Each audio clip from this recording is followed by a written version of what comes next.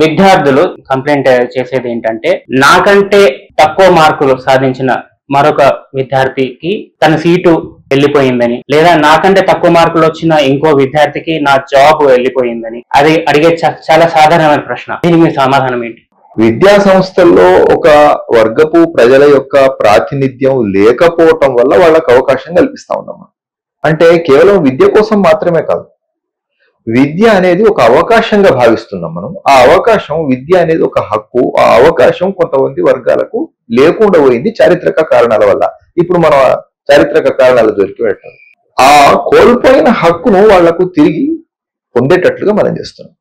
ఒక విద్యా సంస్థలో ఒక విద్యార్థికి సీటు దక్కటం లేదు అని అంటే ఆ విద్యార్థికి ప్రతిభ లేదు అన్న కారణం మనం సాధారణంగా చూపుతూ ఉంటాం. ఒక విద్యార్థికి ప్రతిభ ఎందుకు లేదు?